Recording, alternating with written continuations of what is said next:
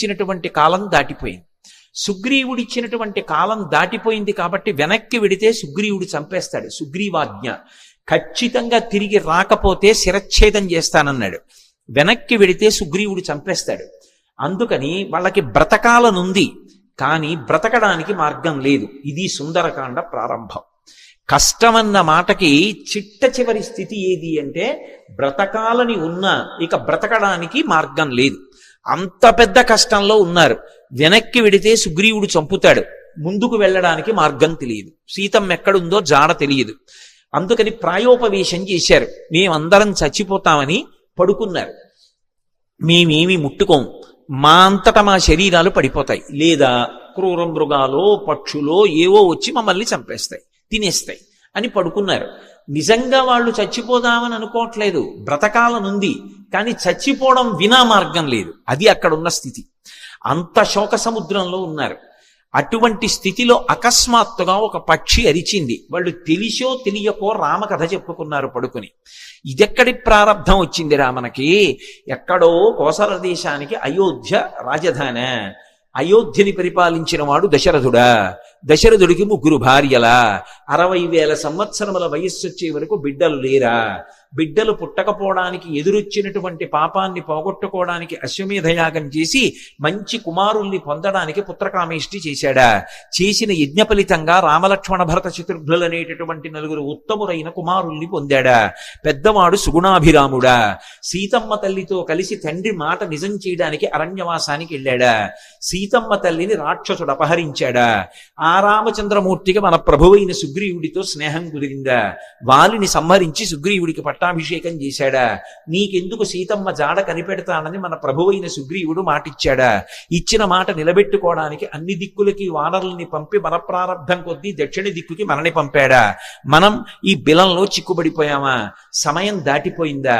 బ్రతకడానికి మార్గం లేక ప్రాయోపవేశం చేసి చచ్చిపోవడానికి సిద్ధపడుతున్నామా? మన కుటుంబాలు ఏమైపోతాయో, మన జాడ తెలియక ఎలా ఏడుస్తారో అని తెలిసో తెలియకో రామకథ చెప్పుకుంటున్నారు. అకస్మాత్తుగా ఓ పెద్ద పక్షి అరిచింది.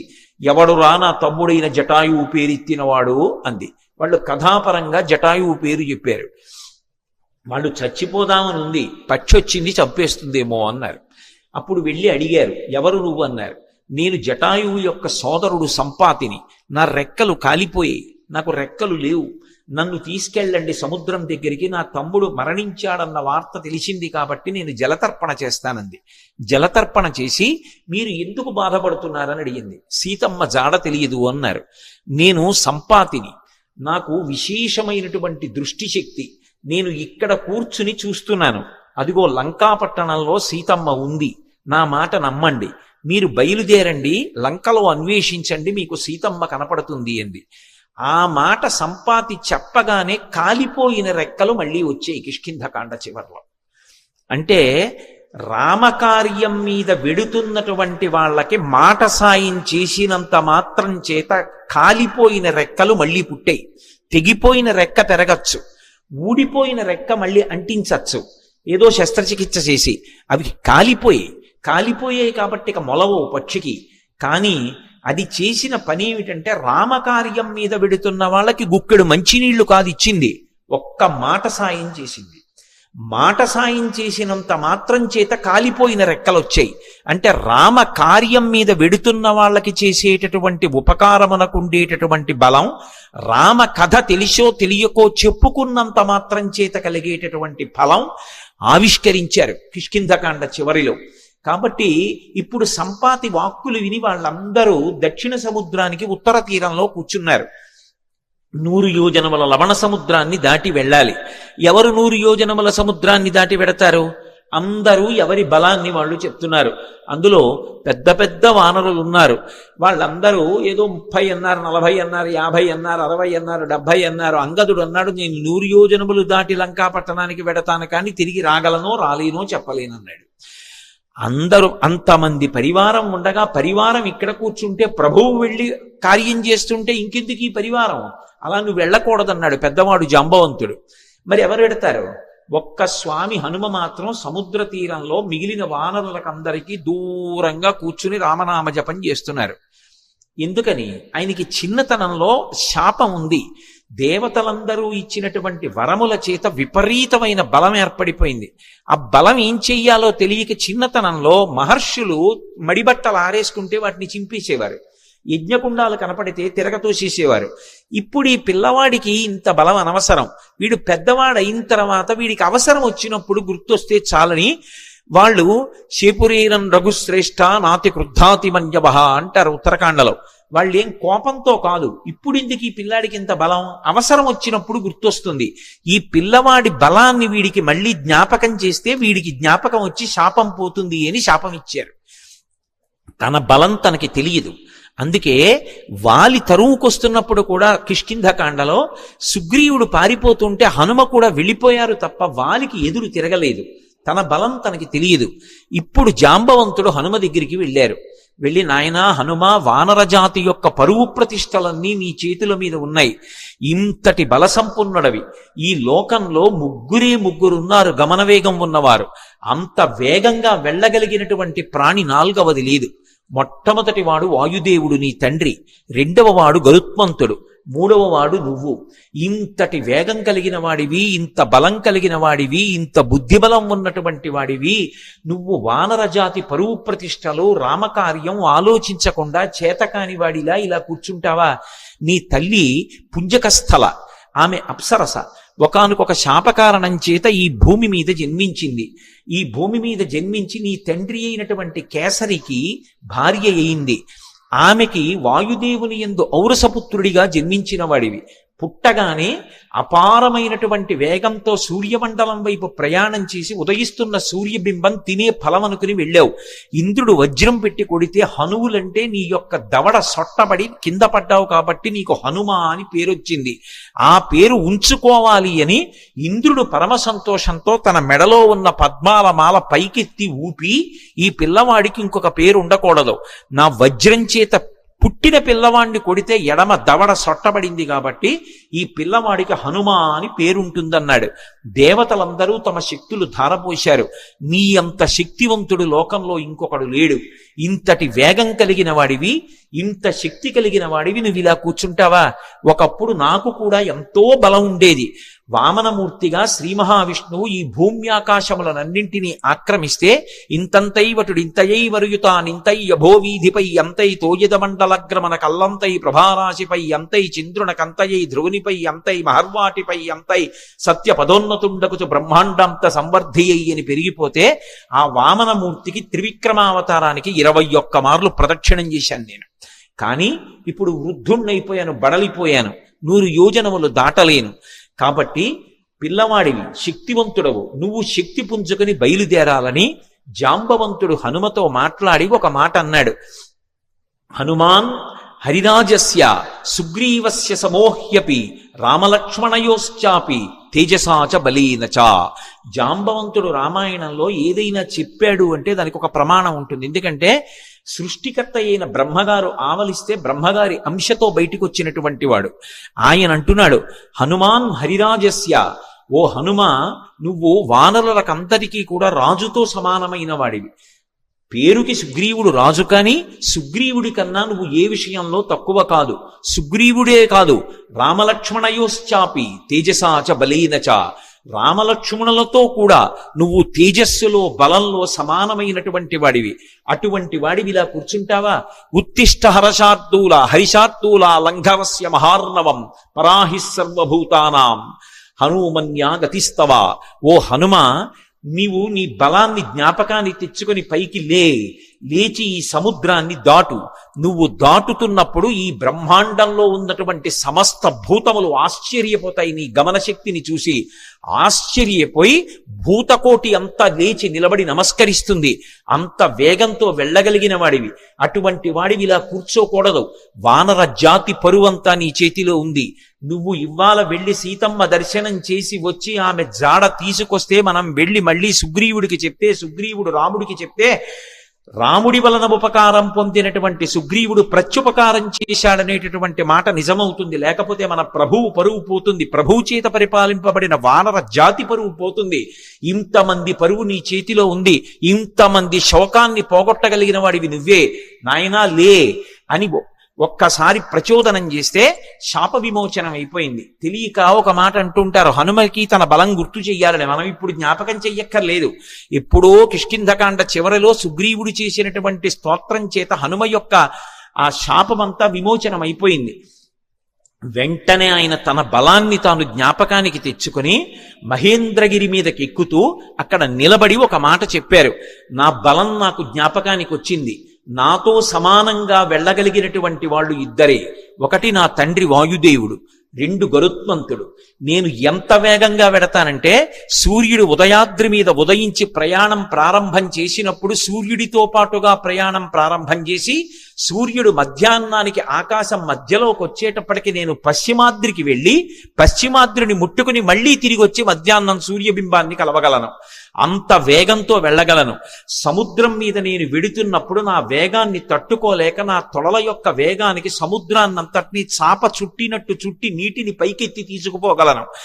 ఆకాశంలో ఉండేటటువంటి మేఘములనన్నిటినీ కూడా నా భుజముల చేత కట్టకట్టి ఈడ్చేయగలను. ఈవలి ఒడ్డున నిలబడి ఆవలి ఒడ్డుని నా చేతితో స్పృశించగలను. పర్వతములను పైకెత్తి ఆడి వాటిని చూర్ణములను చెయ్యగలను. ఈ భూమినంతటినీ చుట్టతాను. సముద్రాలన్నింటినీ కూడా కలచివేసి అవి తమ చెలియల కట్టలు దాటి ప్రవహించేలా చెయ్యగలను. అంతటి శక్తివంతుడనన్న విషయం నాకు అర్థమైంది. ఇప్పుడు నేను లంకాపట్టణానికి బయలుదేరుతున్నాను, మీరు నిశ్చింతగా ఉండండి మహేంద్రగిరి మీద నిలబడి సవేగవాన్ వేగ సమాహితాత్మ హరిప్రవీర పరవీరహంత మనస్సమాధాయ మహానుభావో జగామలంకాం మనసా మనస్వీ అని పూర్తి చేశారు మహర్షి కిష్కింధకాండ. ఆ హనుమ ఇంకా లంకాపట్టణానికి తన శరీరంతో వెళ్ళాలి. కానీ ఆయన అత్యంత ఉత్సాహంతో తన మనసుతో ఏనాడో చేరిపోయారు లంకాపట్టణానికి. శోకం అన్నది ఎక్కడుంటుందంటే మనసులో ఉంటుంది. ఆ శోకం పోవడానికి మార్గం ప్రయత్నం ఎక్కడుంటాయంటే మనసులోనే ఉంటాయి. ఆ మనసు పరిపుష్టం కావాలంటే, మళ్ళీ అటువంటి తేజస్సుని పుంజుకోవాలంటే, ఎంత కష్టాన్నైనా దాటగలగాలంటే హనుమ యొక్క అనుగ్రహంతో సీతారాముల అనుగ్రహంతో మనసు ప్రచోదనం పొందాలంటే సుందరకాండ చదవండి అని చెప్తారు. ఇంతమంది వానరులు ఉత్తర తీరంలో నిలబడిపోతే ఒక్క హనుమ మాత్రం ఎంత ఉత్సాహంగా వెడుతున్నారంటే శత్రుపురానికి మనసుతో ఆయన చేరిపోయారు. ఇక శరీరంతో వెళ్ళాలంతే. అంత అద్భుతమైనటువంటి రీతిలో ప్రయాణం చేయడానికి ఆ మహేంద్రగిరి మీద నిలబడినటువంటి స్వామి హనుమ యొక్క స్థితిని ఆవిష్కరిస్తూ సుందరకాండ ప్రారంభం అవుతుంది. ప్రారంభం చేస్తూ మొదటి శ్లోకంలో మహర్షి అంటారు, తతో రావణనీతాయా సీతాయా శత్రుకర్షణ ఈయేష పథమన్వేష్టం చారణాచరితే పథి. చారణలు ప్రయాణం చేసేటటువంటి మార్గం ఏదుందో ఆ మార్గంలో ప్రయాణం చేసి రావణుడి చేత అపహరింపబడినటువంటి సీతమ్మ జాడ కనిపెట్టడానికి స్వామి హనుమ శత్రుకర్షణుడై సంకల్పమును చేసి ఉన్నారు. ఎవ్వరూ చెయ్యలేనటువంటి సంకల్పం. అవతల దుర్నిరీక్షుడైనటువంటి రాక్షసుడు, అపారమైనటువంటి తపస్సు చేసినవాడు, కాంచనలంకకి అధిపతి, 100 యోజనముల సముద్రాన్ని దాటి వెళ్ళాలి. ఆవలి ఒడ్డున దిగిన దగ్గర నుంచి విచ్చుకత్తులు పట్టుకుని రాక్షసులు నిలబడతారు. ఎవడి తేజస్సు చూసినంత మాత్రం చేత యమధర్మరాజు గారు కూడా కాకిలో దూరి పారిపోయాడో అంతటి మహాతేజస్ సంపన్నుడు. తన జీవితం మొత్తం మీద రామచంద్రమూర్తి చేతిలో చనిపోకముందు అతను ఓడిపోయింది ఇద్దరి చేతిలోనే. ఒకటి వాలి చేతిలో ఓడిపోయాడు, 2 కార్తవీర్యార్జునుడి చేతిలో ఓడిపోయాడు. దిక్పాలకుడిని కూడా ఓడించాడు, దేవతల్ని ఓడించాడు, ఇంద్రుణ్ణి ఓడించాడు. అంతటి శక్తివంతుడు, దుర్నిరీక్షుడు, అసలు చూడ్డం కూడా సాధ్యం కాదు. అంతటి తేజస్సుతో వెలిగిపోతుంటాడు. కొన్ని కోట్ల మంది రాక్షసులు నిరంతరం పరివేష్టించి ఉండి లంకాపట్టణాన్ని కాపలా కాస్తూ ఉంటారు. అటువంటి లంకాపట్టణంలో అతను ప్రాణ సమానంగా భావించి దాచినటువంటి సీతమ్మ యొక్క జాడ కనిపెట్టాలనేటటువంటి సంకల్పం చేసుకుని బయలుదేరుతున్నారంటే అటువంటి సంకల్పం చెయ్యగలిగినటువంటి వాడు వేరొకడెక్కడుంటాడు. అందుకని ఈయేష, ఎంత గొప్ప సంకల్పం చేశారు. అందుకని ఈయేష పథమన్వేష్టం చారణాచరితే పథి. చారణాచరితే పథి అంటే చారణులు అంటే దేవగాయకులు. రామాయణంలోనే అనేక చోట్ల వాళ్ళ ప్రస్తావన వస్తుంది. శంకర భగవత్పాదులు చేసినటువంటి నవరత్నమాలికా స్తోత్రంలో కూడా చారణుల గురించినటువంటి ప్రస్తావన ఉంటుంది. చారణులు ఎప్పుడు శుభవార్తలు చెప్తూ ఉంటారు.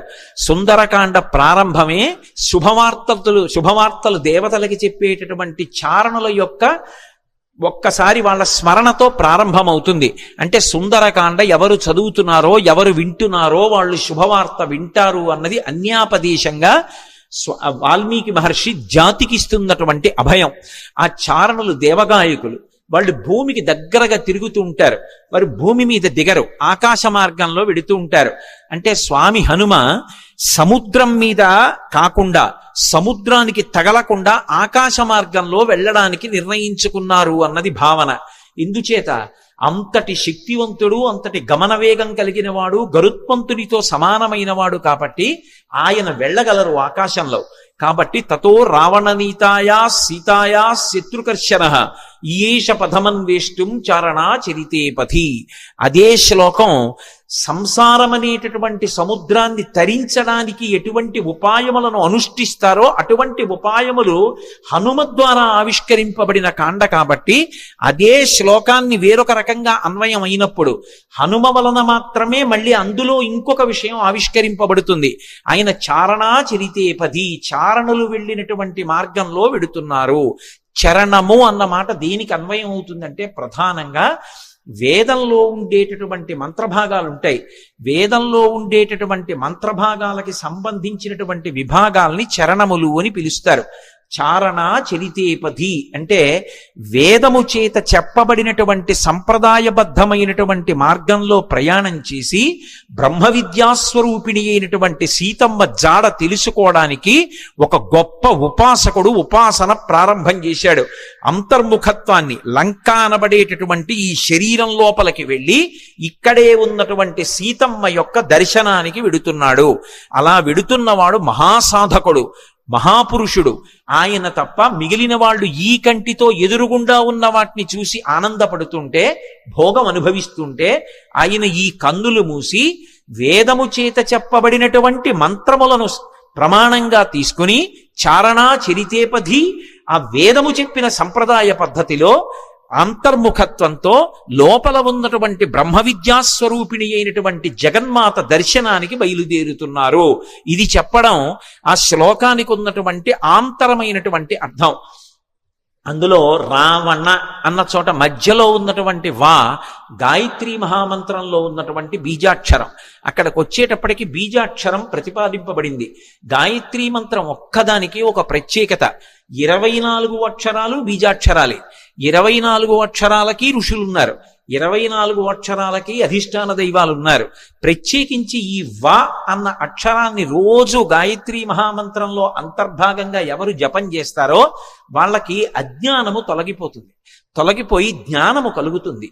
అంత గొప్పగా అజ్ఞానమును తొలగించగలిగినటువంటి ఒక యోగి స్వరూపయ్యి అటువంటి మార్గాన్ని మనకి ప్రచోదనం చేస్తూ ఉపాసనా రహస్యములను ఆవిష్కృతమయ్యేటటువంటి రీతిలో స్వామి హనుమ లంకాపట్టణానికి బయలుదేరుతున్నారన్నది ఆ శ్లోకంలో సంకేతం. అందుకని తతో రావణనీతాయా సీతాయా శత్రుకర్షణ ఈయేష పథమన్వేష్టం చారణా చరితేపథి. శత్రుకర్షణ అంటే శత్రువులను అణచినవాడు. ఏవి శత్రువులు? కామక్రోధ లోభ మద మోహమాత్సర్యములే శత్రువులు.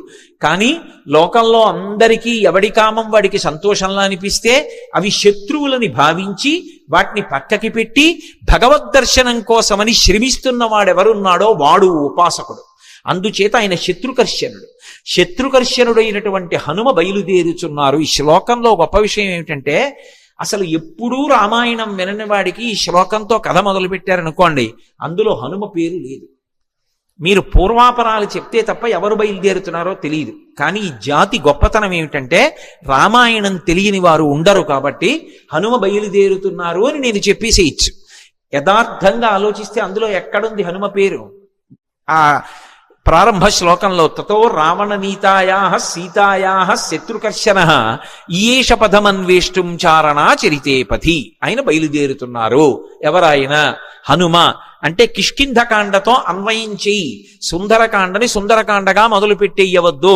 సుందరకాండ గొప్పతనం తెలియాలంటే, రామకథా బలం తెలియాలంటే, హనుమ యొక్క వైభవం తెలియాలంటే, అందరూ సంతోషాన్ని పొందడం మొదలైందని తెలియాలంటే, ఆయన ప్రయాణించేటటువంటి ఆయన శక్తి నీకు తెలియాలంటే కిష్కింధకాండతో అన్వయం చేసి సుందరకాండ మొదలుపెట్టు సుమా. అన్యాపదేశంగా మహర్షి యొక్క సంకేతం. అందుకని ఇప్పుడు స్వామి బయలుదేరడానికి సిద్ధంగా ఉన్నారు. ఆ నిలబడినటువంటి స్వామి యొక్క మూర్తిని వర్ణిస్తూ అంటారు ఆయన, దుష్కరం నిష్ప్రతిద్వంద్వం చికీర్షం కర్మవానర సముదగ్ర శిరోగ్రీవో గవాంపతిరివా బభౌ అంటారు. ఆయన తల బాగా రిక్కించి 2 చేతులు నడుం మీద పెట్టి బలాన్ని పుంజుకుని దూరంగా 100 యోజనముల సముద్రాన్ని చూస్తూ ఆ దక్షిణ దిక్కు వంక చూస్తూ నిలబడితేట ఆయన ఎలా ఉన్నారంటే, ఎదురుగుండా ఒక పెద్ద ఆబోతు నిలబడిందా అన్నట్టుగా ఉన్నారట. ఆబోతు నిలబడిందా అన్నట్టుగా ఉన్నారన్న దాంట్లో ఒక సంకేతం. ఆబోతు అంటే నందీశ్వరుడు. నందీశ్వరుడు అంటే లోపల ఆనందం పొందుతూ ఉంటాడు. నంది శివాలయంలో ఎప్పుడు శివలింగాన్ని చూస్తూ ఉంటాడు. ఆయన దగ్గరికి వెళ్ళి మీరు మేళం చెయ్యండి, రోహిణీ కార్తెలో ఎండ రానివ్వండి, రోళ్లు పగిలిపోతుండనివ్వండి, హోరుమని వర్షం పడుతుండనివ్వండి, భక్తి ఎక్కువైపోయాయని తోక కింద దీపం పెట్టండి, అరటిపండు ముక్క తీసుకెళ్లి ఆయన మూతికి రాసేసి గాజు ఈగలు ముక్కులో దూరనివ్వండి, ఆయన తల కూడా ఇలా కనపడు. పృష్ఠభాగాన్ని ప్రపంచానికి ఇస్తాడు, దృష్టిని శివలింగం మీద పెడతాడు. దుష్కరం నిష్ప్రతిద్వందం చికీర్షం కర్మవానర సముదగ్ర శిరోగ్రీవో గవాంపతిరివా బభౌ. అసలు ఆ శ్లోకాన్ని చదవడం కష్టం.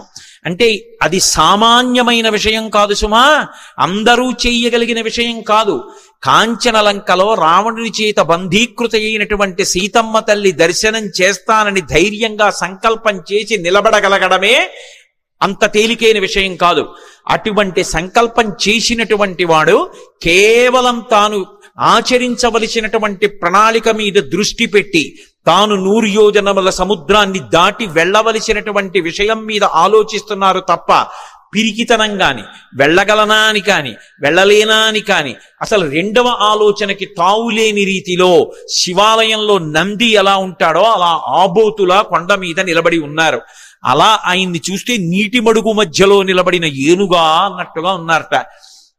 దుష్కరం నిష్ప్రతిద్వంద్వం చికీర్షం కర్మవానర సముదగ్ర శిరోగ్రీవో గవాంపతిరివా బభౌ అథ వైడూర్యవర్ణేషు షద్వలేషు మహాబల ధీర సలిలకల్పేషు విచచార యథాసుఖం అంటారు మహర్షి. అథ వైఢూర్యవర్ణేషు షద్వలేషు మహాబల. ఆకుపచ్చని రంగులో ఉన్నటువంటి మెత్తటి పచ్చిక బయళ్ళున్నాయి అక్కడ. ఆ పచ్చిక బయళ్ల మీద స్వేచ్ఛగా ధీర పరమధైర్యంతో కూడుకున్నటువంటి వారై యథేచ్ఛగా దాని మీద కాసేపు అటు ఇటు నడిచారట. ఆయన నడుస్తున్నప్పుడు ఆయన గుండెలకి ఉరిపిడి పడి అనేకమైనటువంటి చెట్లు కూలిపోయాయి. ఆయన యొక్క పదఘట్టనల చేత వచ్చినటువంటి శబ్దాలకి భయపడి క్రూర మృగాలన్నీ కూడా భయంతో పెద్ద రవం చేస్తున్నాయి. ఆయన మాత్రం ధీరుడై పచ్చిగడ్డిలో అటు ఇటు తిరిగారు. అంటే లౌకికమైనటువంటి భోగములను త్రూసిరాజని శరీరం ఎంత క్లేశం పొందినా ఒకప్పుడు పాతాళలింగం దగ్గర కూర్చుని ధ్యానం చేస్తున్నటువంటి భగవాన్ రమణుల తొడల కింద తేళ్లు జెర్రిలు చేరి కరి చేస్తే నిత్తురు కారిపోయి మాంసం బయటికొచ్చి అట్టలు కట్టినా స్పృహ లేక అన్ని భోగములను విసర్జించి కటిక చీకట్లో ముళ్ళకంపల్లో భగవద్దర్శనాన్ని అపేక్షిస్తూ ధ్యానమనందు నిలబడిపోయినటువంటి భగవాన్ రమణుల యొక్క స్థితి ఎలా ఉంటుందో అలా సమస్త భోగములను త్రోసిరాజని శరీరం ఎంత క్లేశపడినా భగవద్దర్శనాభిలాషి అయి ఆ లంకాపట్టణాన్ని చేరడానికి సీతామాత దర్శనానికి ఉద్యుక్తులవుతున్నటువంటి హనుమ యొక్క ఆ తిరుగులేనటువంటి విశ్వాసమునకు ఆయన యొక్క నిర్ణయానికి ప్రతీకగా నిలబడినటువంటి ఆ బాహ్య స్థితిని ఆవిష్కరిస్తుంది శ్లోకం.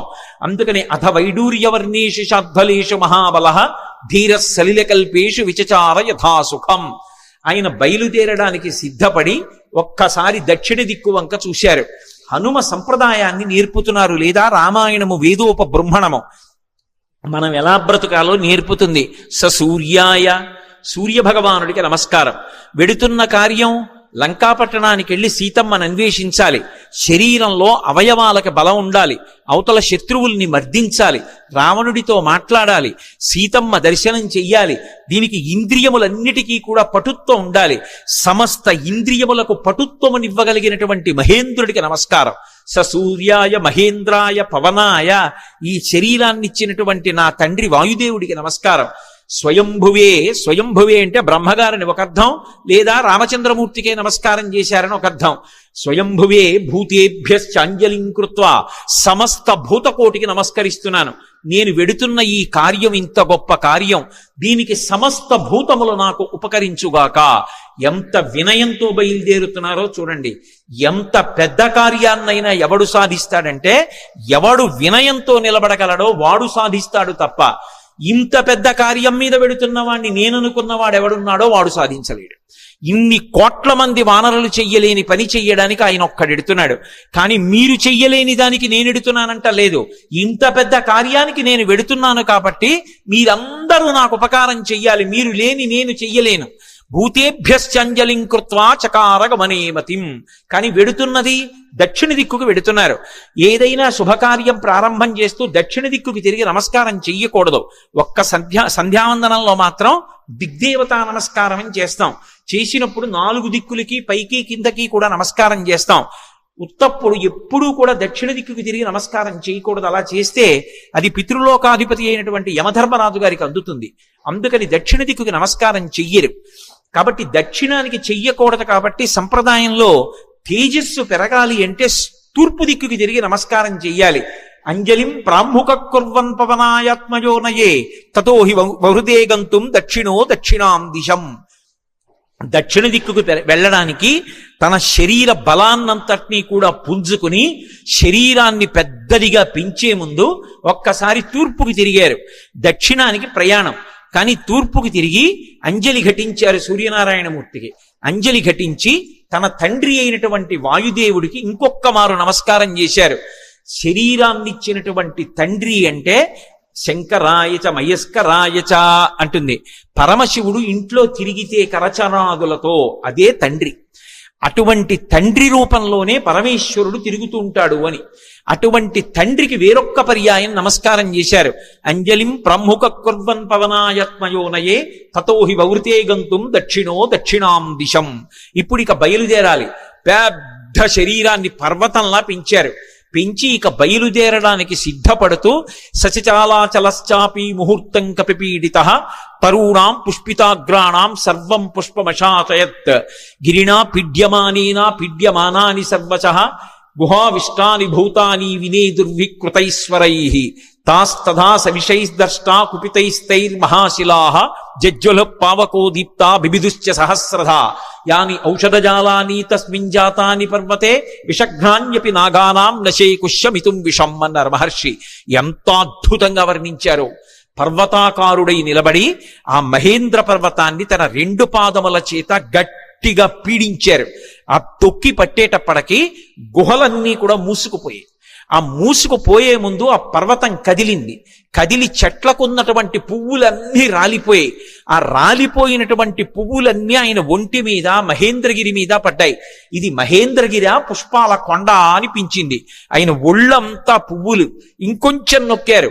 గుహావిష్టాని భూతాని వినేదుర్వికృతైశ్వరైః. అందులో పెద్ద పులులు, సింహాలు, రకరకాలైన క్రూర జంతువులు ఉన్నాయి. ఆ గుహల్లో పడుకున్నాయి. ఎప్పుడైతే గుహ నొక్కుకుపోతోందో అవి బయటికి పారిపోదామని లేచి బయటికి వస్తున్నాయి. నడుం దాకా బయటికి వచ్చేటప్పటికి గుహ నొక్కుకుపోయింది. సగం శరీరం లోపలుండిపోయింది, సగం శరీరం బయట ఉండిపోయింది. అప్పటి వరకు ప్రశాంతంగా ఉన్నటువంటి మహేంద్రగిరి ఒక్కసారి క్రూర మృగాల యొక్క పెద్ద పెద్ద అరుపులతో కొండంతా నిండిపోయింది. ఉత్తర క్షణం ఆశ్చర్యపోయారు. ఏమైంది ఈ కొండకి? ఈ కొండ బద్దలైపోతోందా? ఎవరైనా రాక్షసులు వచ్చి దీన్ని భేదిస్తున్నారా అని. అంత పెద్ద అరుపులతో నిండిపోయింది. ఇంకా గట్టిగా నొక్కారు. నొక్కేటప్పటికి శాస్తదాస విషైర్దష్టాః కుపితైస్తైర్మహాశిలాః. అందులో పెద్ద పెద్ద నాగుపాములు కలుగుల్లో పడుకునున్నాయి. విషాలతో కూడుకున్నటువంటి సర్పములు. అనేకమైన సర్పములు ఉన్నాయి. ఇందాక గుహలు నొక్కుకున్నాయి, ఇప్పుడు చిన్న చిన్న కన్నాలు కలుగులు కూడా నొక్కుకుపోతున్నాయి పర్వతం తొక్కేస్తుంటే. ఆ కలుగుల్లో ఉన్నటువంటి పావులన్నీ బయటికి బుస్ అని పైకొచ్చాయి. సగం పైకొచ్చేటప్పటికే ఆ కలుగు నొక్కుకుపోయింది. నడుం దగ్గర నుంచి లోపలకు ఉండిపోయింది, మిగిలింది పైకుండిపోయింది. వాటికి విశేషమైన ఆగ్రహం వచ్చి పడగలు విప్పాయి. ఆ పడగలు విప్పేటప్పటికి నల్లటి స్వస్తికాకారాలు కనపడుతున్నాయి. ఒక్కసారి మహేంద్రగిరి అంతా పావులన్నీ పడగలు విప్పితే స్వస్తికాకారంతో పావుల పడగలు కనపడుతుంటే విచిత్రమైనటువంటి శోభని పొందింది. ఆ పడిపోతున్నప్పుడు బంగారు శిలలు, వెండి శిలలు కిందకి పడిపోతుంటే అవి ఉరుసుకున్నప్పుడు కొండంతా ఎక్కడ చూసినా బంగారు గీతలు, వెండి గీతలు, పచ్చగా తెల్లగా గీతలు పడిపోయింది. ఈ బయటికి వచ్చేసినటువంటి పావులు ఇవన్నీ ఎంతసేపట్లో, నేను వర్ణించినంతసేపు పట్టదు, ఒక్క క్షణకాలంలో బయటికి వచ్చినటువంటి పాములు తమ పడగలు విప్పి ఆ బాధ తట్టుకోలేక పక్కన ఉన్నటువంటి శిలల్ని కాటువేశాయి. వాటి విషం వచ్చి శిలలకి తగిలేటప్పటికీ ఆ శిలల్లోంచి అగ్నిహోత్రం పుట్టి ఒక్క క్షణంలో మహేంద్రగిరి అంతా కూడా అగ్నిహోత్రంలో తగలబడిపోతోంది. అక్కడ అనేకమైనటువంటి ఓషధులు ఉన్నాయి. యాని ఔషధజాలాని తస్మిన్ జాతాని పర్వతే విషఘ్నాన్యపి నాగానాం నశేకుష్యమితుం విషం. ఆ ఓషధులు పాముల యొక్క విషాన్ని పోగొట్టగలవు, కానీ అంత గొప్ప కాట్లు వేస్తే పుట్టినటువంటి విషంలోని అగ్నిహోత్రాన్ని అక్కడ ఉన్నటువంటి పాములు ఏవి కూడా, అక్కడ ఉన్నటువంటి ఓషధులు ఏవి కూడా ఆర్పలేకపోయాయి. భొగ్గున మంటలు మండిపోతున్నాయి. ఒక పక్క గుహల్లో సగం శరీరాలు ఉండిపోయాయి. ఈ పావులు, క్రూర జంతువులు ఈ వేడి ఎక్కడ లేని అరుపులు అరుస్తున్నాయి. అలా అరుస్తున్నటువంటి సమయంలో అక్కడ విద్యాధరులు, గంధర్వులు మొదలైనటువంటి వాళ్ళు బంగారు పాత్రలు తెచ్చుకుని అందులో మద్యం పోసుకుని మంచి మంచి మాంసాలు తెచ్చుకుని తింటూ, ఎద్దుల యొక్క తోళ్లు భూమి మీద పరుచుకుని తమ కాంతలతో కలిసి కూర్చుని మాంసం తింటూ మద్యం సేవిస్తున్నారు. అకస్మాత్తుగా కొండ కదిలిపోయింది. దర్శయంతో మహావిద్యాం విద్యాధర మహర్షయ సహితాస్తస్తురాకాశే వీక్షాంచకృష్య పర్వతం. దర్శయంతో మహావిద్యాం అంటారు మహర్షి. విద్యాధరులు, గంధర్వులు తమ యొక్క మహావిద్యని ప్రదర్శించారు. ఏమిటా మహావిద్య అంటే, కొండంతా కదిలిపోయి పావులన్నీ పైకి లేచి క్రూర మృగాలు అరిచి, చెట్లన్నీ అకస్మాత్తుగా పువ్వులు కురిసేసి పెద్ద పెద్ద అరుపులు అరిచి అగ్నిహోత్రం పుట్టేసింది. బంగారు పాత్రలు వదిలేశారు, మద్యం వదిలేశారు, ఆహారం వదిలేశారు, ఎద్దుల తోళ్లు వదిలేశారు. భార్యల్ని మాత్రం చంకలో పట్టుకుని అకస్మాత్తుగా ఆకాశంలోకి ఎగిరిపోయి ఆధారం లేకుండా వాళ్ళు ఆకాశంలో నిలబడ్డారు. నిలబడి కాలిపోతున్నటువంటి మహేంద్రగిరిని చూశారు. చూసి ఆశ్చర్యపోయి వీక్షాంచకృష్య పర్వతం, ఏమి ఈ కొండ బద్దలైపోతోందా, ఏమి ఎవరూ కనపట్టలేదు, ఏమైంది ఈ కొండకు, అసలు ఏం జరిగి అకస్మాత్తుగా మహేంద్రగిరి ఇలా అయిపోతోందని తెల్లబోయారు. వాళ్ళలా తెల్లబోతుండగా మహర్షులు, దేవగాయకులైనటువంటి చారణులు మొదలైనటువంటి దేవతల సంఘాలుగా నిలబడి చెప్పుకుంటున్నారు. ఏష పర్వత సంకాశో హనుమాన్ మారుతత్మజ తితీర్షతి మహావేగ సముద్రం మకరాలయం.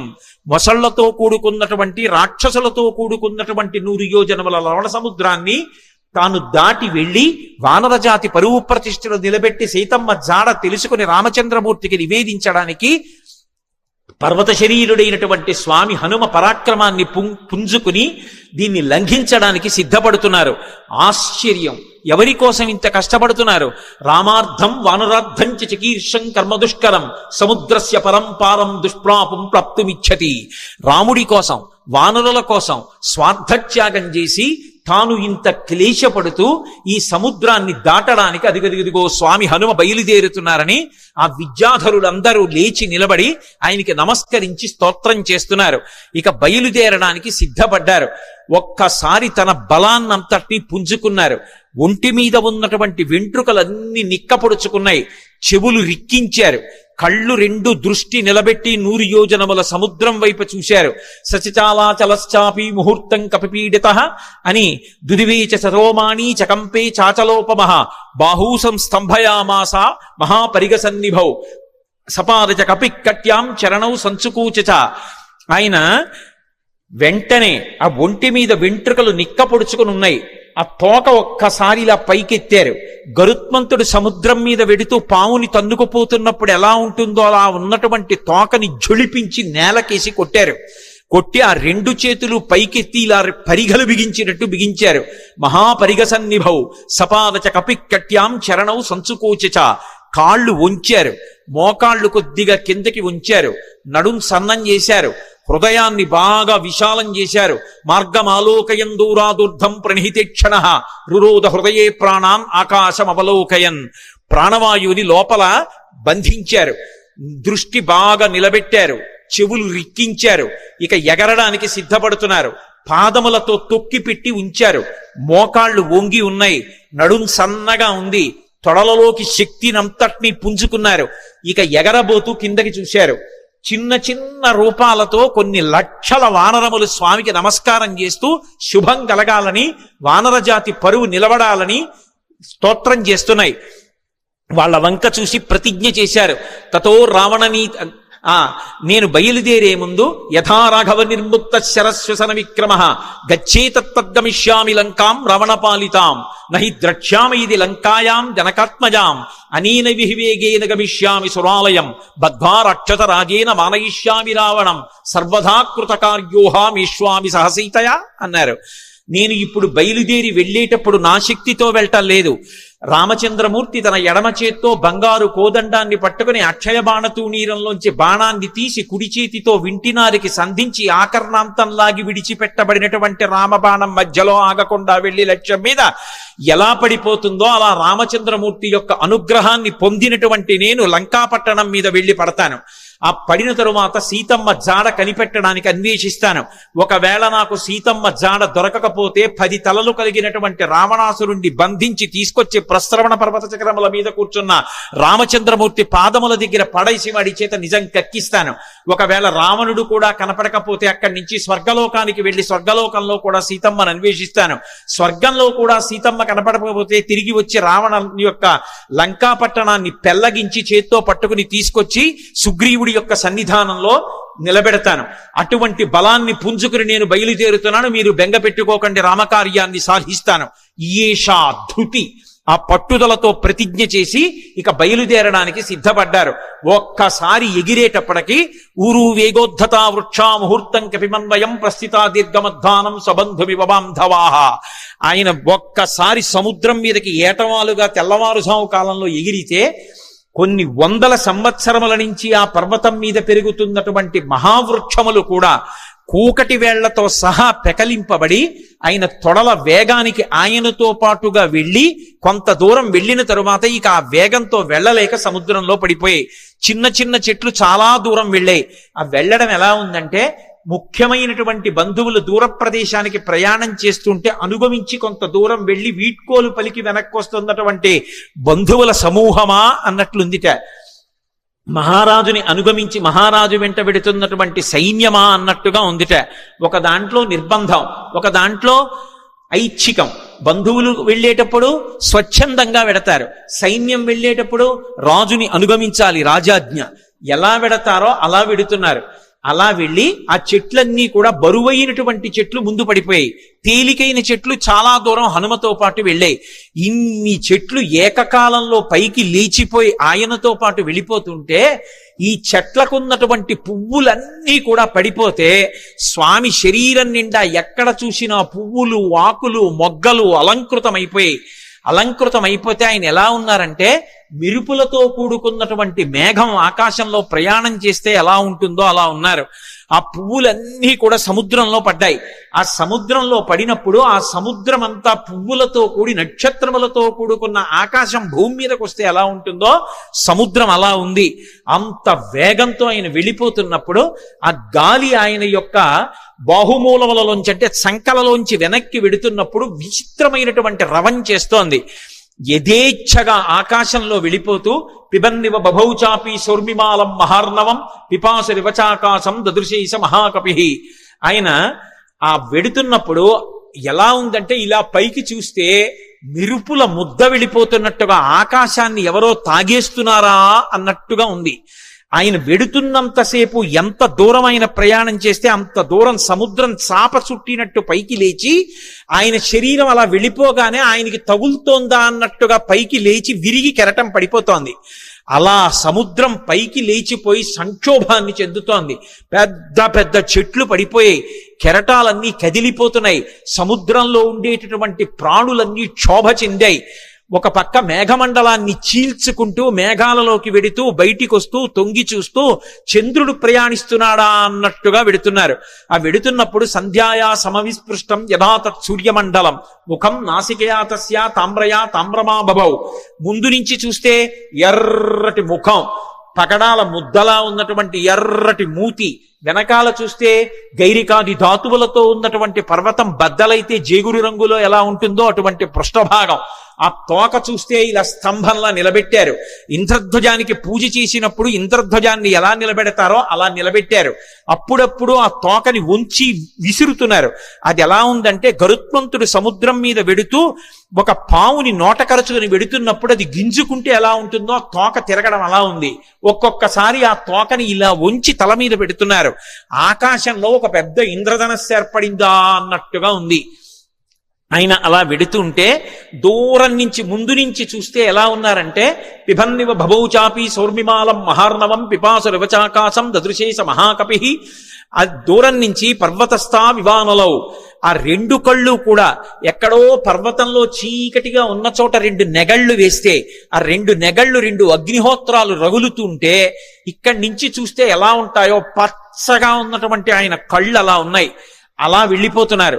ఆ వెళ్ళిపోతున్నప్పుడు అకస్మాత్తుగా సముద్ర జలాలన్నీ కూడా ఇలా చాప చుట్టినట్టు పైకి లేచి పడిపోతుంటే ఆ సముద్రంలో ఉన్నటువంటి ప్రాణులన్నీ ఒక్కసారి కనపడ్డాయి. తిమివక్రజుషాహ కూర్మాహ దృశ్యంతే వివృతాస్తథా వస్త్రాపకర్షకేణేవ శరీరాణి శరీరిణాం అంటారు మహర్షి. ఒక వ్యక్తి బట్ట కట్టుకుని పడుకుని నిద్రపోతుంటే పెద్ద గాలి అతని మీదకొస్తే బట్ట పైకి లేచిపోతే శరీరావయవములన్నీ ఎలా కనపడతాయో అలా ఎప్పుడూ సముద్రం అడుగున ఉండేటటువంటి ప్రాణులు ఎవ్వరికీ ఎప్పుడూ కనపడనివి హనుమ చేస్తున్నటువంటి గమన శక్తికి చాప చుట్టినట్టు పైకి ఇలా లేచిపోతే తరంగం కింద లోపల ఉన్నటువంటి పెద్ద పెద్ద చేపలు, చిన్న చిన్న చేపలు, ఎండ్రకాయలు, తాబేళ్లు, మొసళ్ళు అన్నీ ఒక్కసారి వెలుతురులో కనపడుతున్నాయి అనుకునేటప్పటికీ పెద్ద చప్పుడుతో ఈ కెరటం వెళ్ళి మళ్ళీ పడిపోతోంది. ఆ కెరటం మళ్ళీ పడిపోతుంటే సముద్రం అంతా కలయి తిరిగిపోతోంది. అలా కలయి తిరిగిపోతుండగా నిర్భయంగా క్రీడిస్తున్నవాడు ఎలా ఉంటాడో అలా ఆకాశ మార్గంలో గమనం చేసి వెళ్ళిపోతున్నారు. అద్భుతమైన ప్రయాణం. నిజంగా శాబ్దిక ప్రత్యక్ష ప్రసారం చేశారు వాల్మీకి మహర్షి. సుందరకాండ ప్రథమ సర్గ చదువుతుంటే మన కళ్ళ ముందు కనపడుతుంది ఆయన వెడుతున్నటువంటి తీరు. ఆ మబ్బుల్లోంచి ఏదో ఒక బంగారు ముద్ద వెళ్ళిపోతుందా అన్నట్టుగా, చంద్రబింబం మబ్బుల్లోంచి ప్రయాణం చేస్తోందా అన్నట్టుగా వెళ్ళిపోతున్నారు. వెళ్ళిపోతుండగా సముద్రుడు చూశాడు. చూసి వెంటనే మైనాకుణ్ణి పిలిచి అన్నాడు. మైనాకుడు బంగారు శిఖరములతో ఉంటాడు. ఆయన యొక్క గర్భంలోనే ఉన్నాడు, సముద్ర గర్భంలో. ఆయనతో అన్నాడు, అహమిక్ష్వాకునాథేన సగరేణ వివర్ధత ఇక్ష్వాకు సచివశ్చాయం నావసీదితుమర్హతి. ఇది రామాయణం చదువుకున్నటువంటి జాతి యొక్క లక్షణాన్ని మహర్షి జ్ఞాపకం చేస్తున్నారు. నేను సముద్రుణ్ణి. ఈ భూమి మీద సముద్రాలు ఎలా ఏర్పడ్డాయో తెలుసా? ఇక్ష్వాకు వంశంలో పుట్టినటువంటి సగర చక్రవర్తి యొక్క కుమారులు 60,000 మంది సగరులు ఈ భూమిని గోతులు తవ్వితే గోతులలోకొచ్చి నిలబడినటువంటి జలములకు సాగరములని పేరొచ్చింది. మేము ఏర్పడ్డాము అంటే దానికి కారణం అదిగో ఇక్ష్వాకు వంశంలో పుట్టిన సగర చక్రవర్తి. ఇవాళ ఆ ఇక్ష్వాకు వంశంలో పుట్టినటువంటి రామచంద్రమూర్తి యొక్క భార్య జాడ తెలియక ఆపద పొందితే రాముడికి సహాయం చెయ్యాలి అని ఆయన యొక్క సచివుడైనటువంటి స్వామి హనుమ నిరాధారమైనటువంటి ఆకాశ మార్గంలో ప్రయాణం చేసి వెడుతున్నారు. మేము ఏర్పడడానికి కారణం ఇక్ష్వాకు వంశంలో పుట్టిన సగరుడు అయితే ఆ ఇక్ష్వాకు వంశంలో పుట్టిన రాముడికి కష్టం వచ్చినప్పుడు కష్టం తీర్చడానికి వెడుతున్న హనుమకి ఉపకారం చెయ్యాలి కదా. నువ్వు నాలో ఉన్నావు కదా, నా నీళ్లు తాగడానికి పనికిరావు, ఉప్పు నీరు.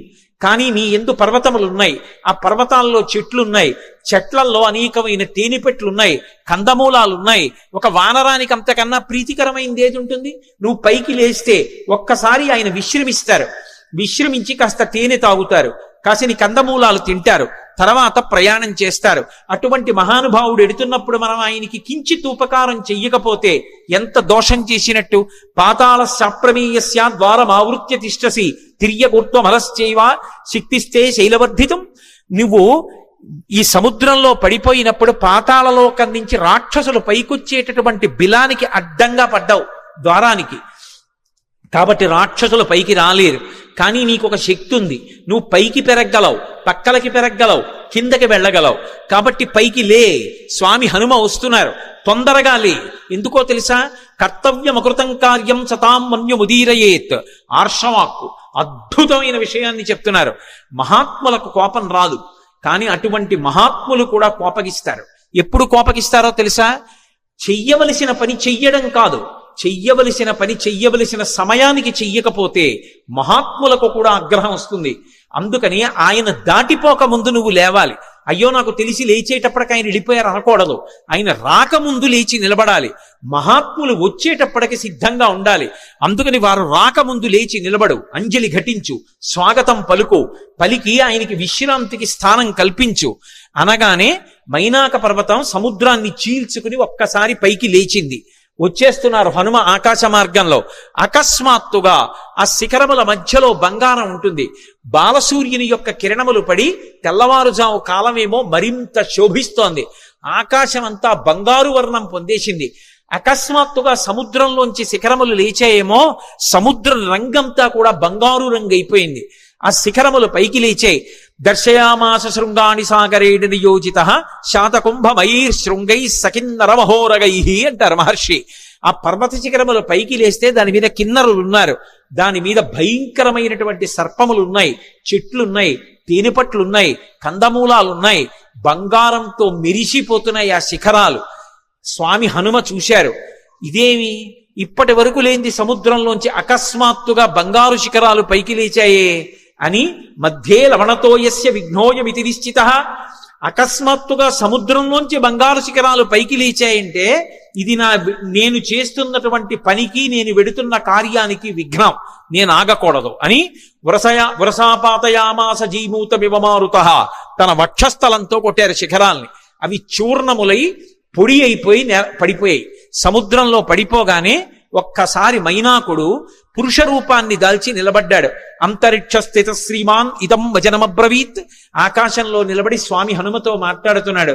మహానుభావ, కృతీచ ప్రతికర్తవ్యం దేశధర్మ సనాతన సోయం తత్ ప్రతికారార్థి తత్వ సమ్మానమర్హతి. అతిథి కిల పూజార్హ ప్రకృతోపి విజానత. ఈ జాతికి ఒక లక్షణం ఉంది, ఉపకారం చేసిన వాడికి ప్రత్యుపకారం చెయ్యాలి. ఒక ఉపకారాన్ని పొంది తిరిగి ప్రత్యుపకారం చెయ్యకుండా ఉపకారాన్ని మరిచిపోయిన వాడు ఎవరుంటాడో వాడు కృతఘ్నుడు. అటువంటి కృతఘ్నుడికి నిష్కృతి లేదు.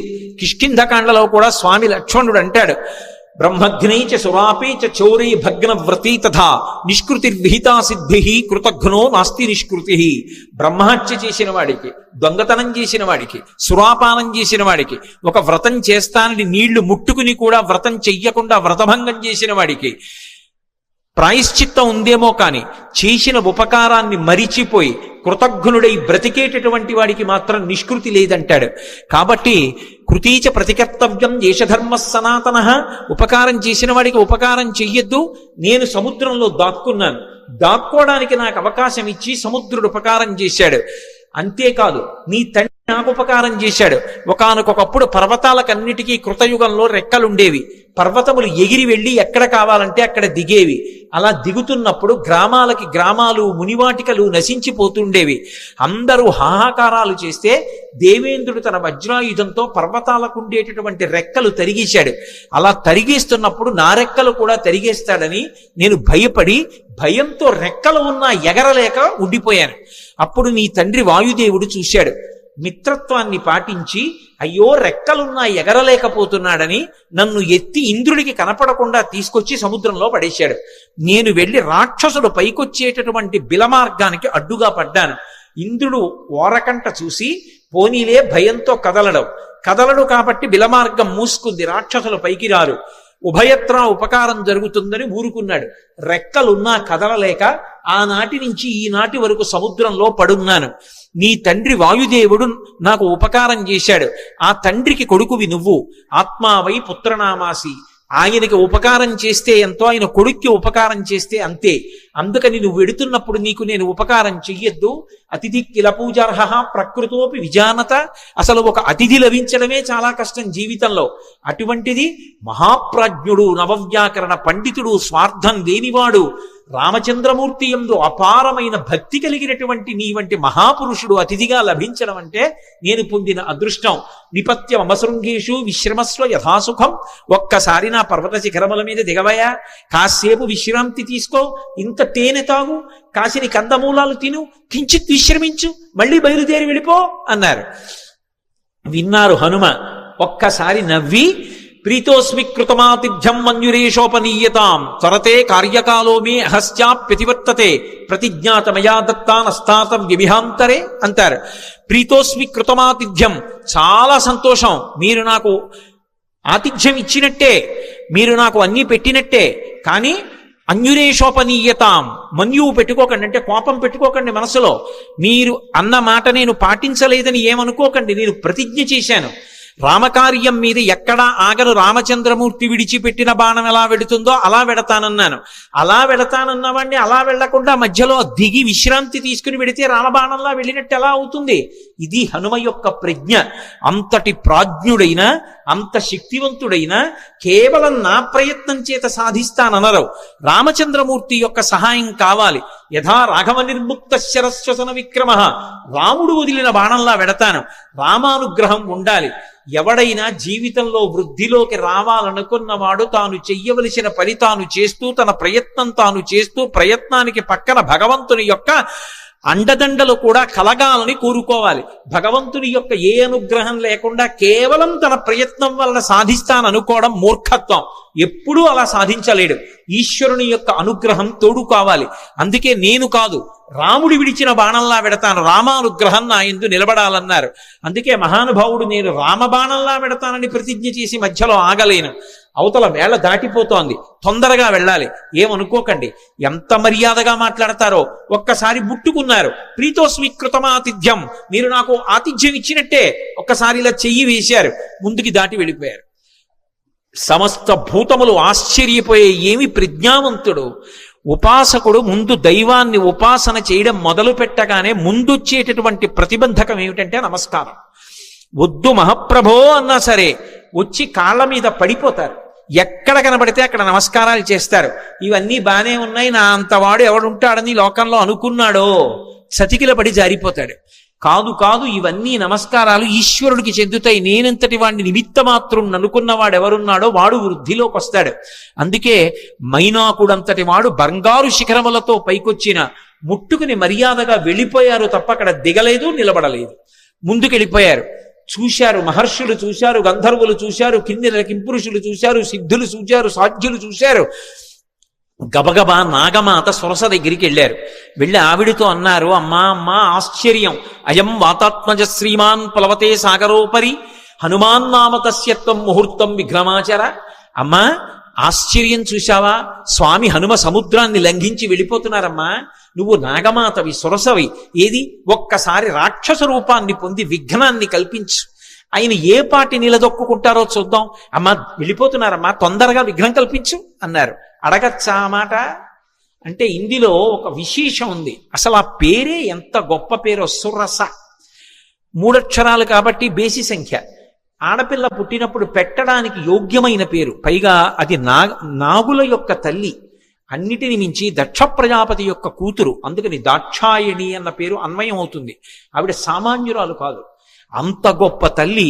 అందుకే సురస అని పేరు పెట్టారు. ఒక రకమైనటువంటి ఓషధికి ఈ పేరుకి అన్వయం అయ్యేటటువంటి పేరుతో పిలవడం అనేటటువంటిది లోకంలో సంప్రదాయంగా ఉంది. నాగసుగంధి అని. సురస 3 అక్షరాలు. అసలు ఆ పేరు పిలవడమే ఎంత అందంగా ఉంటుందో చూడండి. మంచి రసము, సురస.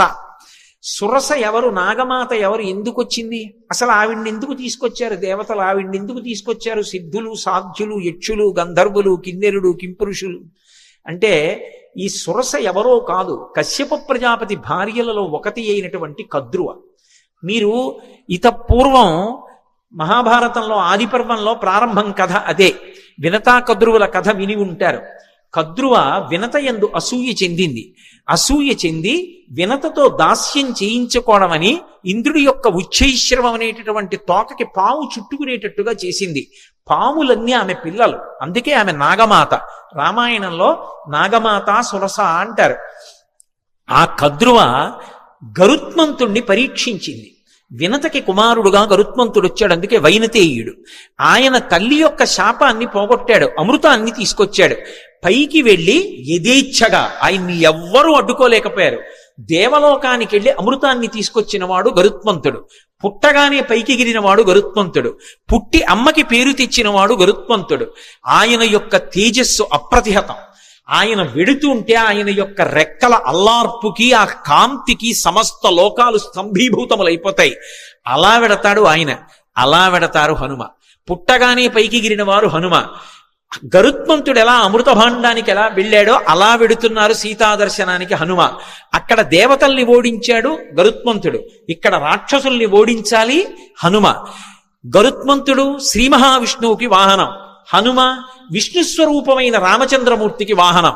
గరుత్మంతుడు ఒక్క విష్ణువుని వహిస్తాడు, కానీ హనుమ కిమీష భగవాన్ నంది భవే సాక్షాత్ దిహాగత ఏన శక్తోస్మి కైలాసే మయా సంచలితే పురా అన్నాడు సుందరకాండలో రావణాసురుడు ఒక చోట. సాక్షాత్ నందీశ్వరుడిలా కనపడతారు, అందుకని నందీశ్వరుడే శివుణ్ణి వహిస్తారు. గరుత్మంత స్వరూపంలా తాను కూడా శ్రీ మహావిష్ణువుని రామచంద్రమూర్తిని వహిస్తారు. అందుకని గరుత్మంతుడు వాహనం, హనుమ వాహనం. అందుకే ఇప్పటికే హనుమద్వాహనం అని లోకంలో వాహనాలు తిరుగుతున్నప్పుడు హనుమద్వాహనం మీద కూడా వెడతారు స్వామి. కాబట్టి వాహన రీత్యా ఇద్దరు అభిన్నులు. తల్లికి కీర్తి తేవడంలో అభిన్నులు, తల్లికి కలిగినటువంటి ఇబ్బందిని తొలగించడంలో అభిన్నులు. ఇక్కడ సీతమ్మ తల్లి తల్లితో సమానం. ఆ తల్లిని ఆ చెర నుంచి విడిపించాలి, అందుకు వెడుతున్నారు. ఆయన అమృతం తెచ్చాడు, ఈయన సీతమ్మ జాడ అన్న అమృతాన్ని తెచ్చి వానరుల్ని రాముణ్ణి సీతమ్మని సంతోషపెడతారు. ఆయన చేసిన కార్యం ఈయన చేసిన కార్యం ఒక్కలాంటివి. గరుత్మంతుడికి ఏ వేగం ఉందో హనుమకి ఆ వేగం ఉంది.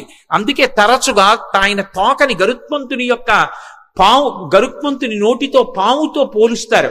పైగా ఆయన బయలుదేరేటప్పుడు కూడా అందుకే సుపర్ణ వివచాత్మానం మేనీస కపికుంజరహ అంటారు మహర్షి. తనని తాను గరుత్మంతునిగా భావించుకున్నారు, ఎందుకంటే ఇద్దరు అభిన్నులు కనుక. గరుత్మంతుణ్ణి పరీక్ష పెట్టినటువంటి కద్రువ మాత్రమే హనుమని కూడా పరీక్ష చెయ్యడానికి యోగ్యురాలు. ఆ శక్తి ఆవిడికే ఉంది. అందుకే దేవతలు నాగమాత అయినటువంటి కద్రువ దగ్గరికి వెళ్ళారు. కద్రువకి మారు పేరు సురస. ఆ కద్రువే ఒకానొకప్పుడు అదితి చేత శాపం పొందింది. శాపం పొంది రోహిణీదేవిగా వచ్చింది. ఆ రోహిణీదేవిగా వచ్చినప్పుడు మళ్ళీ బలరాముడికి తల్లయింది. బలరాముడు ఎవరు? శేషుడు, పాము. అందుకే ఎక్కడున్నా పాములకు తల్లిగానే ఉంటుంది. బలమ మిగుల కలగ బలభద్రుడనిలో ఒక రమణుడకుట చేసి రాముడనియో సతికి పుట్టె గర్భ సంకర్షణంబున సంకర్షణుండనడి ఘనుడు సుతుడు అంటారు పోతన గారు భాగవతంలో. శేషుడికి తల్లిగా రోహిణీదేవిగా నందవ్రజంలో ఒకనాడు కృష్ణ భగవానుడి యొక్క అన్నగారికి తల్లి అయింది. ఆ రోహిణీదేవియే కద్రువ. ఆ కద్రువయే సురస. సురస అన్న పేరుతో రాక్షసీ రూపాన్ని పొందింది. అందుకని మాతృస్థానీయ, అమ్మతో సమానురాలు. ఎందుకని అంటే గరుత్మంతునికి పినతల్లి, గరుత్మంతుడు హనుమ అభిన్నులు కాబట్టి గరుత్మంతునికి పినతల్లి, కాబట్టి పినతల్లి తల్లితో సమానం, కాబట్టి మాతృస్థానీయ. రాక్షసీ రూపాన్ని పొందింది. పక్కనున్నటువంటి వినతని బాధపెట్టింది, వైనతేయుల్ని బాధపెట్టింది, తన పిల్లల్ని మొయ్యమంది పాముల్ని, గరుత్మంతుణ్ణి. అలా గరుత్మంతుణ్ణి ఎలా శోధించిందో అలా ఇక్కడ హనుమని శోధించాలి. బాధ పెట్టినట్టు కనపడాలి, బాధ పెట్టి హనుమ యొక్క గొప్పతనాన్ని లోకానికి చాటాలి. అక్కడ గరుత్మంతుణ్ణి ఎలా పరీక్షించిందో ఇక్కడ అలా హనుమని పరీక్షించడానికి అధికారం కలిగినటువంటిది కద్రువ ఒక్కతే. అందుకే కద్రువని రాక్షసీ రూపంతో రమ్మన్నారు. కద్రువ రాక్షసీ రూపాన్ని పొంది వస్తే దాని పేరు సురస. కానీ ఆమె దాక్షాయణి, దక్ష ప్రజాపతి కుమార్తె, కశ్యప ప్రజాపతి యొక్క భార్య. అందుకే వినత కద్రువ ఇద్దరూ కూడా దక్ష ప్రజాపతి కుమార్తెలలో వాళ్లే. అందుకని ఆమె రాక్షసీ రూపాన్ని పొంది వచ్చి అడ్డంగా నించుంది. ఇప్పుడు నిలబడితే స్వామి హనుమ వచ్చేస్తున్నారు. ఆయన్ని చూసింది. చూసి ఆవిడంది, నువ్వు ఒక్కసారి నా నోట్లోకి ప్రవేశించు, భక్షయిష్యామి, నేను తినాలనుకుంటున్నాను, ప్రవిష్టోస్మి మమాననం, నా నోట్లోకి నువ్వు రా అంది. తినాలనుకున్న వాళ్ళు తినేస్తారు, అంతేకాని నా నోట్లోకి నువ్వు రా ఏమిటి అంటే పరీక్షిస్తోంది అక్కడ. అంతేకాని సింహిక తినేసినట్లు తినేయాలనుకోవడం ఆవిడ లక్షణం కాదు, శోధించడానికి వచ్చింది. ఇక్కడ వివేకం కావాలి. ఇలా ఎందుకంది ఆ మాట? ప్రవిష్టోస్మి మమాననం అని ఎందుకనాలి? భక్షయిష్యామి, నిన్ను నేను తినేస్తాను, నా నోట్లోకి రా అనరు. తినేయాలనుకున్న వాళ్ళు తినడానికి ఆపేస్తారు, వేగాన్ని ఆపి నోరు తెరిచి పట్టుకుంటారు. ఆవిడ నోరు తెరిచి పట్టుకోవట్లేదు, నోరు తెరిచి రా అంటోంది. ఏమిటి తేడా? ఎందుకని? అది వివేకం అంటే. అది ఉందా హనుమకి? తట్టుకుంటారా రేపు లంకలో? ఇది పరీక్షిస్తున్నారు దేవతలు. వెంటనే ఆయన మహానుభావుడు హనుమ చూశారు, ఇదేదో ప్రతిబంధకం వచ్చిందే, రాక్షసు వచ్చిందే, నోరు తెరిచిందే. ఆయన ఏం బెంగపెట్టుకోలేదు. వెంటనే ప్రహృష్టవదన శ్రీమాన్ ఇదం వచనమబ్రవీత్. ఆయన ముఖంలో సంతోషం అలాగే ఉంది. ఉపాసన చేసేవాడు దైవాన్ని చేరాలనుకునేవాడికి అనేకమైన కష్టాలు వస్తాయి. ఒక్కొక్కసారి సన్మానాలు వస్తాయి, ఒక్కొక్కసారి పెద్దవాళ్లతో పరిచయాలు వస్తాయి, ఒక్కొక్కసారి ఎంతటి వాళ్ళు నమస్కారం చేస్తారు, ఒక్కొక్కసారి ఎవడో రాళ్లు విసురుతాడు. ఆ రాళ్లు విసిరాడని బెంగపెట్టుకోకూడదు, పువ్వులు జల్లారని పొంగిపోకూడదు. రెండిటికీ తట్టుకోవాలి. సురస వచ్చి ఎదురుగుండా నిలబడింది రాక్షసీ రూపంలో, ఆయన బెంగపెట్టుకోలేదని చెప్పడానికి మహర్షి అద్భుత ప్రయోగం చేస్తారు. ప్రహృష్టవదన శ్రీమాన్ ఇదం వచనమబ్రవీత్. పరమ సంతోషంతో ఆవిడ వంక చూశారు. చూసి రామకథ చెప్తారు. హనుమ సుందరకాండలో 1కి 10 మాటలు రామకథ చెప్తారు, అందుకు వింటారు సుందరకాండ. కానీ చెప్పేటప్పుడు మళ్ళీ మొత్తం కథంతా చెప్పరు, ఎక్కడ ఎలా చెప్పాలో అలాగే చెప్తారంతే. ఒక్కొక్క చోట సంక్షిప్తంగా చెప్తారు. ఈ పరిస్థితుల్లో రామకథ వివరంగా చెప్పడం కుదరదు. అందుకే ఎంత సంక్షిప్తంగా చెప్పారంటే, రామో దాశరథిర్నామ ప్రవిష్టో దండకాననం లక్ష్మణైన సహభ్రాత వైదేహ్యా చాపిభార్యయా అథవా మైథిలీం దృష్ట్వా రామంచా క్లిష్టకారిణం ఆగమిష్యామితే వక్త్రం సత్యం ప్రతిశృణోమితే అన్నారు.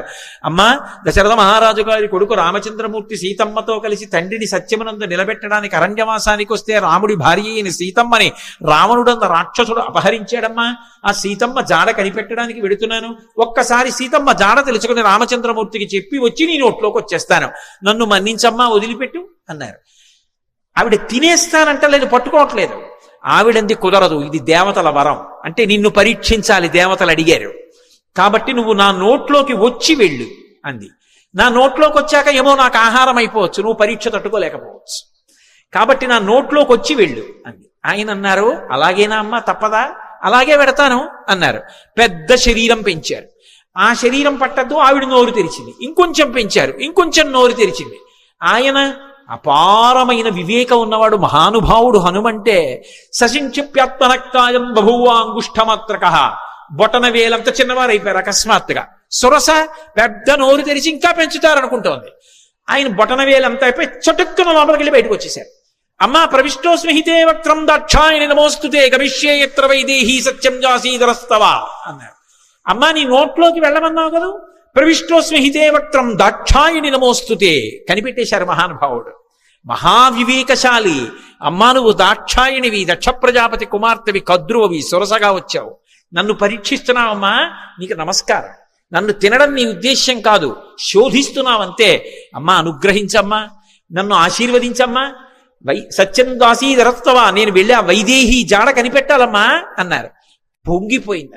గరుత్మంతుడిని ఎలా ఆశీర్వదించిందో అలాగే ఆశీర్వదించింది. అర్ధసిద్ధ్యై హరిశ్రేష్ట గచ్చ సౌమ్య యథాసుఖం సమాన ఈశ్వ వైదేహీం రాఘవేణ మహాత్మన. నాయనా, నీకు అభయం ఇస్తున్నాను, వెళ్ళు. సంతోషంగా బయలుదేరి వెళ్ళి సీతమ్మ జాడ కనిపెట్టి సీతారాముల్ని కలిపినవాడు హనుమా అనేటటువంటి అద్భుతమైన కీర్తిని పొందు అంది. సుందరకాండకున్న గొప్పతనం ఏమిటో తెలుసా? అక్కడ మైనాకుడు పైకొచ్చాడు. ఆయన ఏమి హనుమ ఆతిథ్యం పుచ్చుకోలేదు. పుచ్చుకోకుండా ఇలా ముట్టుకుని వెళ్ళిపోయారు. వెళ్ళిపోగానే పైకి తేలి ఉన్నాడు కదూ, ఇంద్రుడు వచ్చాడు. ఇంద్రుడు రాగానే తన రెక్కలు తరిగేస్తాడనుకున్నాడు మైనాకుడు.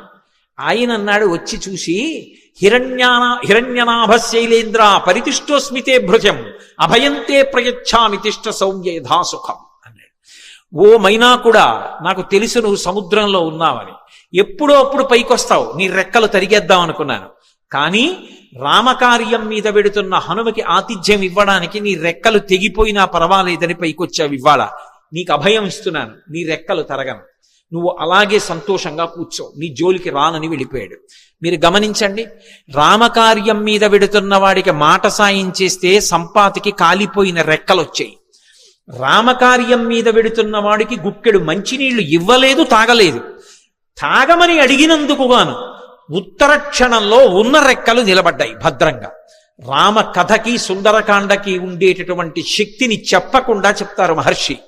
ఇక్కడికి వచ్చేటప్పటికి సురసని దాటి ముందుకెళ్ళిపోతున్నారు. సురస అంటే ఎవరో కాదు, సంసారమే సురస.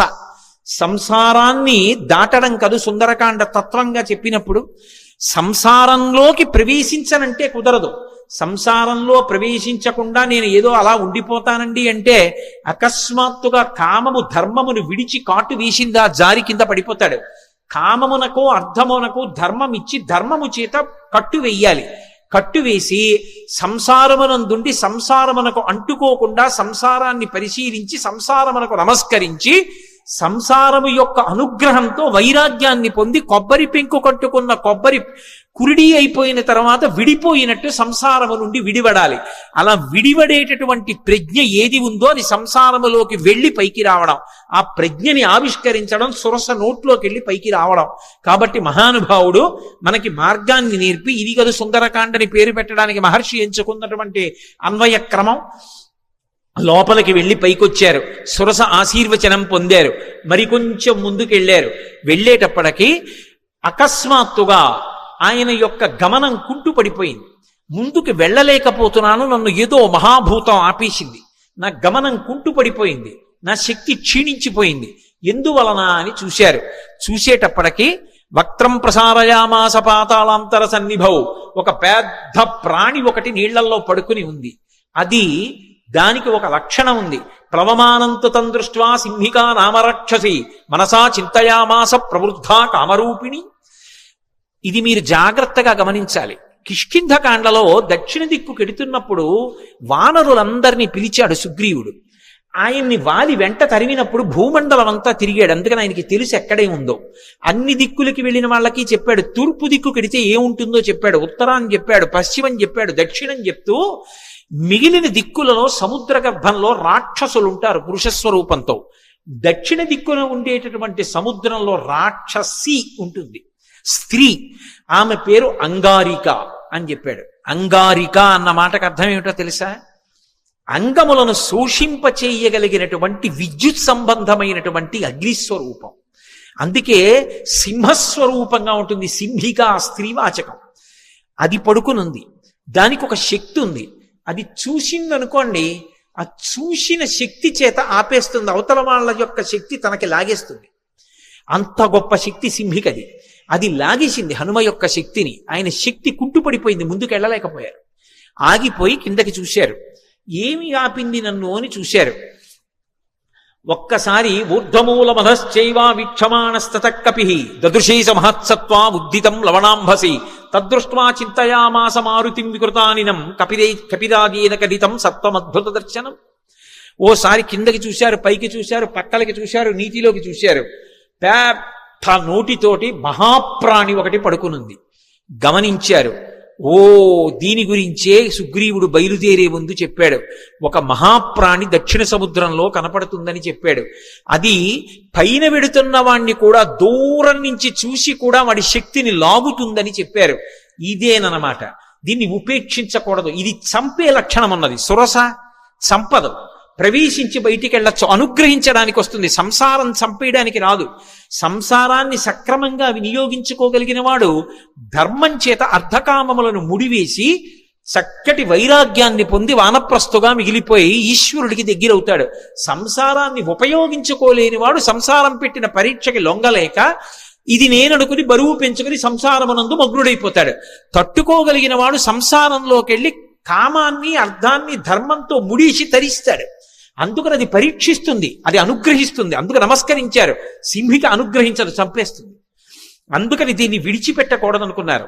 వక్త్రం ప్రసారయామాస పాతాళాంతర సన్నిభం సంక్షిప్య ముహురాత్మానం నిష్పపాత మహాబల.